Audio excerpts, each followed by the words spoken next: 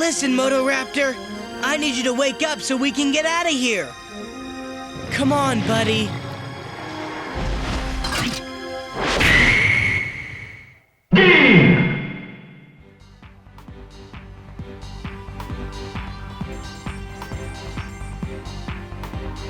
Bandai, one of the most prolific toy companies around, known for their work on Power Rangers, Digimon, Gundam, and more.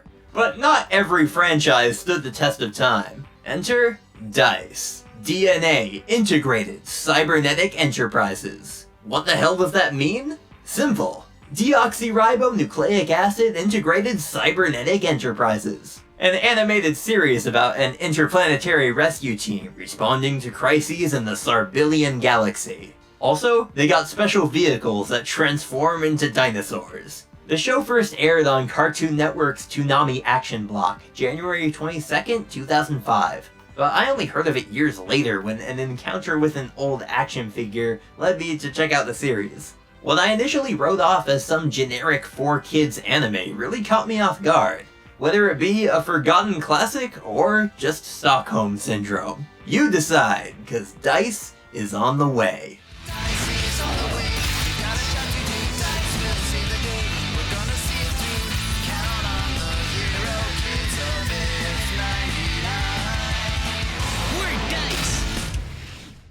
On the surface, D.I.C.E. is your typical toy-based action cartoon, revolving around transforming Dino Breakers and their respective pilots. Each episode has Fortress F-99 on a new mission.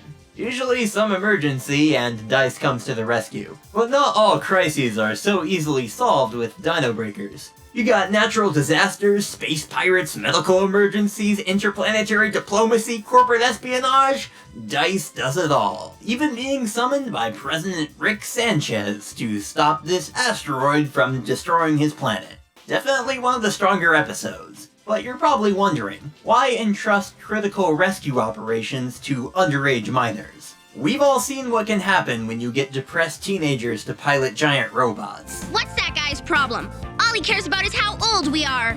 Oh, well, lucky for him we're used to hearing it. Right, Jet? You've been eating jalapenos again.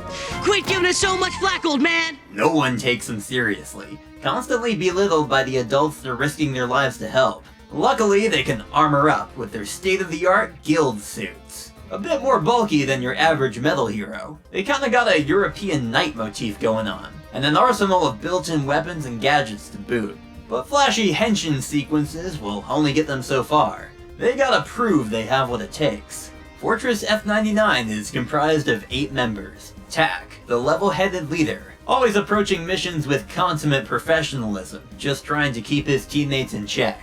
Robert, the egocentric competitive type. You got Sam, the techno-mechanic geek. And Buffy, a bubbly data analyst. Chow, mild-mannered fortress pilot and navigator. Marcia, second in command. Marco with his powerful monochrome. Ha! How's it going, guys? We're with D.I.C.E. Nothing to fear now that Jet is here. Then there's Jet, the hot-headed and impulsive rookie. He's the real frontman of the show, always ready for action. Despite good intentions, Jet can be pretty obnoxious. Like, geez, calm down. Just be happy you are awarded the YouTube Silver Play button. Jet Siegel. He ain't no Spike Spiegel, that's for sure. It's not just the voice acting. His reckless attitude will test your patience. Oh no! There's a crevice ahead of Jet! It's really deep! No, Jet! Stop! I'm going in the crevice! No, Charlie! Don't go in the crevice! Charlie, don't go in the crevice! I'm going in the crevice, Don't go in Frank! the crevice! Not my ideal protagonist, but we'll get back to that. Much of the conflict comes from problem solving and working as a team. Jet and Robert often butting heads, bruising egos, striving to be the very best. The characters aren't very distinct, but later on we get more focused episodes showcasing different teammates. Tak and Marcia going undercover to stop 2 planets from going to war, Puffy and her quest to save this endangered bird, or Sam determined to rescue a fallen teammate. Everyone gets their moments, but in the end, they all gotta work together to save the day. It's gonna take courage, teamwork, and catchphrases. Lots of catchphrases. GTR! GTR! GTR! GTR! GTR, Commander! GTR, TAC. That's a GTR, big guy. GTR! GTR! GTR. You've seen these archetypes before, but what really got me into the show was the surprising amount of world building and lore. F99 is just one of hundreds of D.I.C.E teams currently active, and the only one comprised entirely of children. This interplanetary organization deploys operatives and infrastructure throughout the galaxy. It's fun to see the crew working together with other D.I.C.E members or getting into the backstory. We see a mix of reoccurring characters throughout the series, like Captain Spike, a respected Dino Breaker pilot. Everyone thinks he's so cool, although his #1 character trait is wearing a fedora. Ooh. Now let me tell you about my hat. Then there's Randall and Gelati, these comic relief robots on board F99. And the team often encounters B-Dice, a cheap knockoff posing as the real thing. What? A kidnapping in the Slago star system? Roger, we're on our way, sir. You heard it for yourselves, D.I.C.E. D.I.C.E, this time you're lucky. We'll let you take on this job.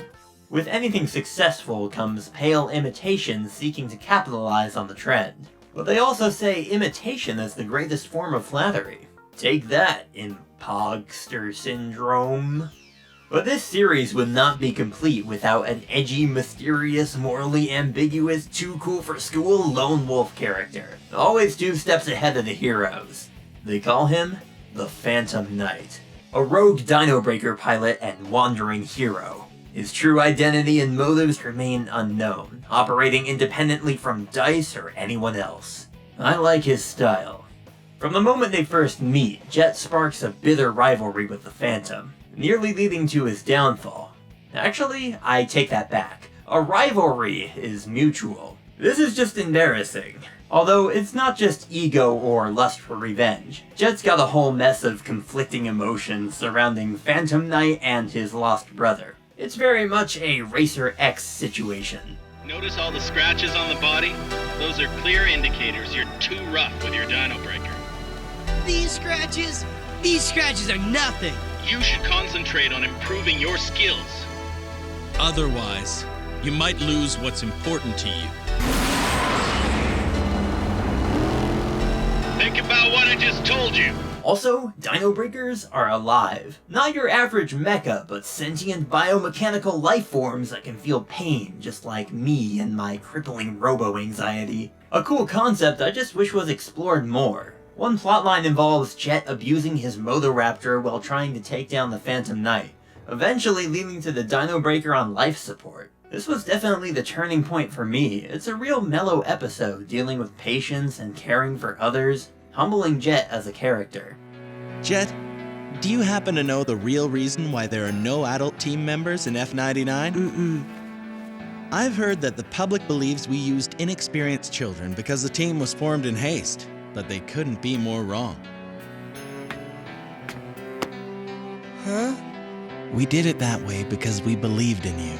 Ever since Cowboy Bebop, I am now just a sucker for any sappy flashback sequences regardless of quality. These encounters with the Phantom Knight really start to break him down. It's a pretty decent arc, with Jet showing some real discipline. The same way that you believed in me, buddy, I believe in you.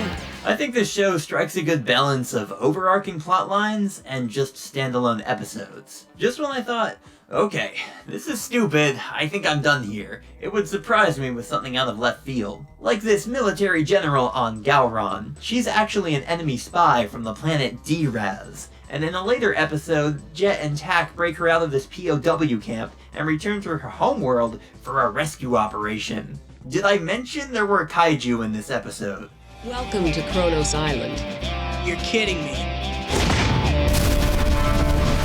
D.I.C.E is at its best when the team just seems to stumble into someone else's show entirely. A cyberpunk noir, tracking down this android fugitive, or these scientists facing off against the very biological weapons they created. Even negotiations with a bank robber turns out just a big misunderstanding, and Jet decides to help this little furry dude find his lost daughter. It's just a good time. You never know what to expect. That being said, there's a reason why nobody talks about this show nowadays. It's just kinda generic. D.I.C.E was never well received even back then. Only 10 episodes actually aired on Toonami before Cartoon Network dumped the rest of Season 1 on their 6 a.m. Saturday morning time slot. Like, damn. I wouldn't even get up at 6 a.m. to watch good shows. Couldn't find much info on its development, but apparently D.I.C.E was created for North America, with its Japanese counterpart debuting nearly a year later. A joint venture between Bandai and animation studio Zebic. It's a mix of cell animation and CG that hasn't exactly stood the test of time. The Dino Breakers look fine, it's just when the Guild suits switch from 2D to 3D. That takes some getting used to. It's still got a fair share of weird localization issues and post-production edits. Like this scene where Sam is clearly being sedated, but he keeps talking despite being unconscious. Could you take me back to the fortress, Randolph? Oh, and Gelati, I'd appreciate it if you'd take my paratricar back, please. GTR! That was weird. You know what else is weird? Hot dogs. Not the food conceptually, I mean, just why? Boy, I sure am glad we stopped for hot dogs. Yes, and these flavor sticks really add to the taste.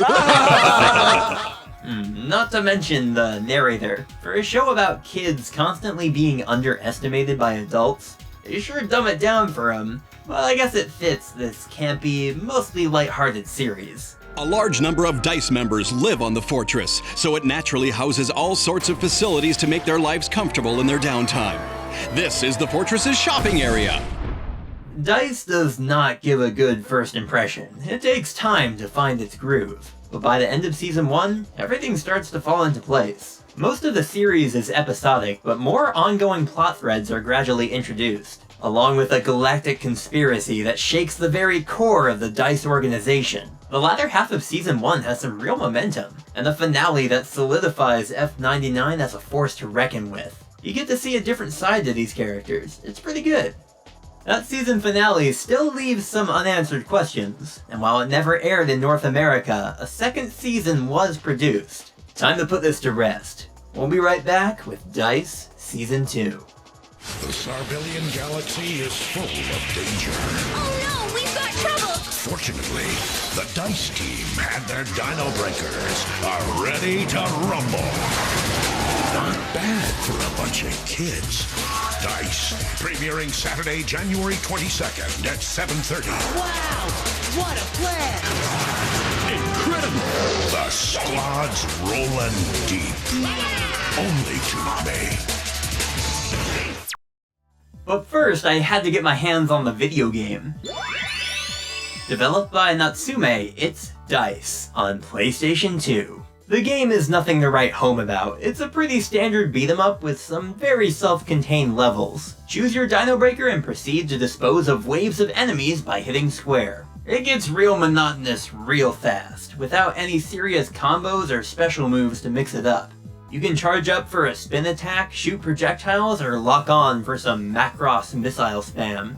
But that's about it. The best feature is the ability to transform anytime, but vehicle mode rarely comes in handy besides mowing down hordes of robots, or other more organic foes. That's pretty fun, just don't get me started on the racing levels. Seems cool at first to break up the action until you get your hands on the controls. Really feels like an afterthought, this was not designed to be a racing game.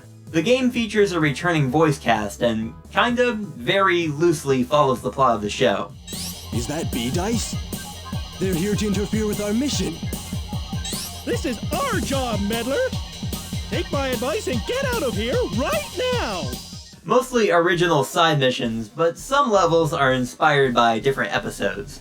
You'll see some vaguely recognizable locations and enemies. You gotta say, they at least nailed the look of the show. I just wish the game feel was more satisfying. You ever have one of those dreams where you try to punch someone but you're just too weak, like you're punching underwater? That's D.I.C.E on PS2. You know what this game needs? Car combat. Now that's what I'm talking about. We need more great transforming robot games, because D.I.C.E is not one of them. It's very bare bones. Once you've played one level, you've played them all. There's 16 in total, but it's really more like 8, because half of them are just repeated with minor changes. but maybe we can mix it up a little by choosing a different Dino Breaker. Well, likely due to lack of playtesting, some Dino Breakers put you at a severe disadvantage. Like, I'm trying to make this jump, I'm trying my best over and over, and I just can't do it! So I gotta go all the way back and restart the level with Motoraptor or Hover Terra, because they can actually jump good. Cool. The worst part is there's no effective way to dodge or counter attacks. You got a block button, but that is spotty at best. Just do whatever you can to avoid getting hit, cause once you're knocked off your Dino Breaker, you're a sitting duck. Seems like a missed opportunity to utilize those guild suits. You use them sometimes, like to stand on buttons or kick this guy's ass, but really, you can't do any serious damage on foot. Even with Dino Breakers, I feel these enemies take way too many hits to go down. But when they do, they all burst into coins that you can spend on upgrades and robot sidekicks. Not much to unlock here, you can't even play as Phantom Knight. But you can unlock original Dino Breakers for Puffy and Marsha. Yeah, they never got their own vehicles in the show. These repurposed robos will have to do. I should mention that Ankylosaurus just happens to be my favorite dinosaur. So this game isn't all bad.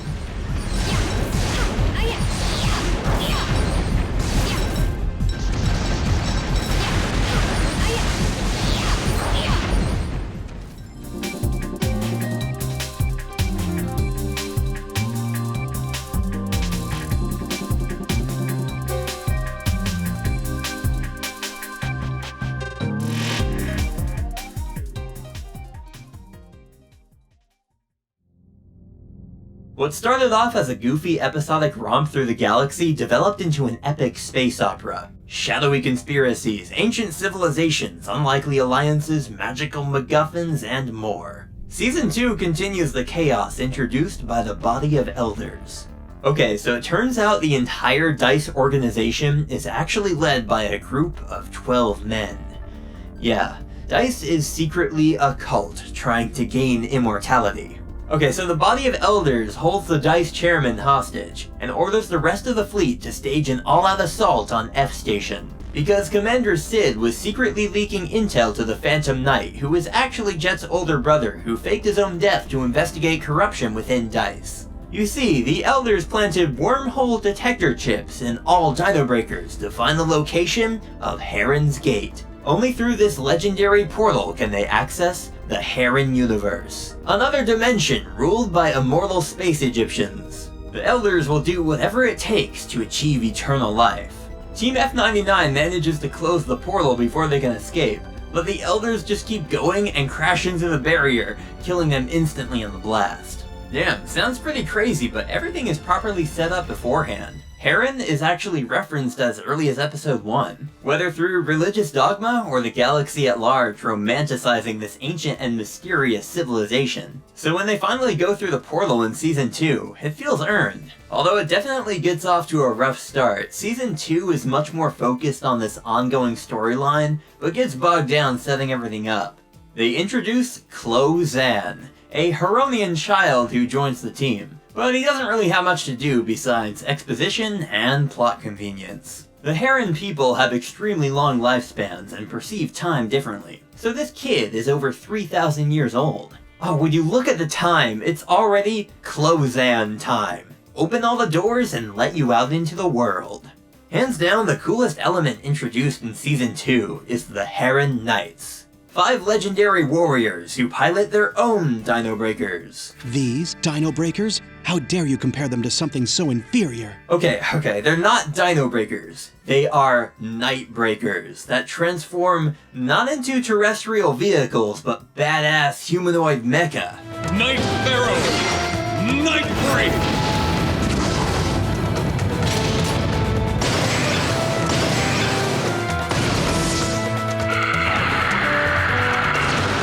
Egyptian mythology and giant robots are always a winning combination. The Heron Knights are never absolute enemies, they're really just a separate faction with their own motives, serving the immortal Pharaoh, ruler of the Heron universe.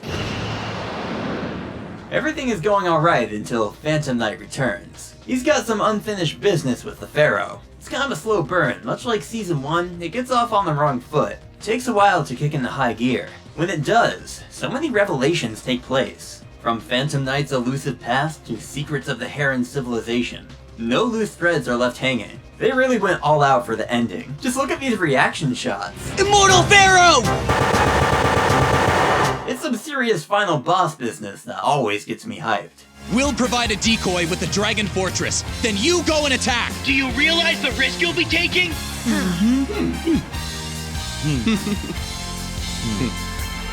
Cha-cha-cha!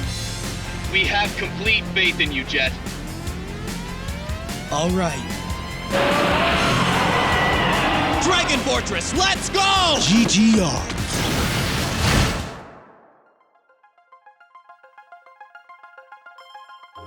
As the final chapter approaches, greater themes of life and death are introduced. Life is a constant battle. Without challenges, evolution grinds to a halt. It very much ties into the feelings and struggles of letting go, moving on. Nothing lasts forever. That's why it's important to live life to the fullest. Don't worry too much about the past. The past has been retconned. The future is yours.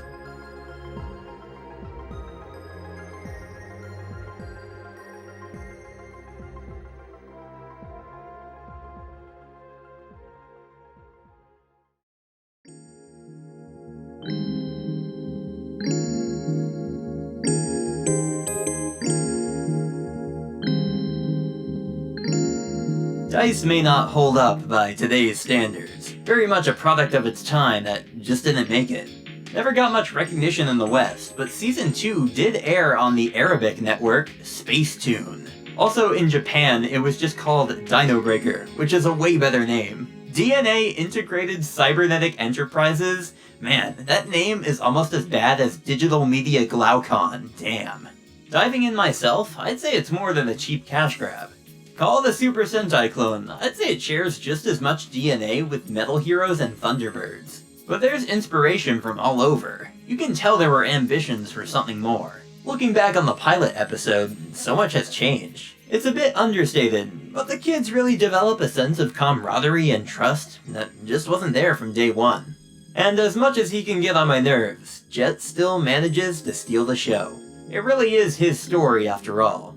And what a story it was. It ain't flawless to say the least, but I'm glad I stuck around to see it through. Until the next adventure comes around, I'll be ready to say, GTR.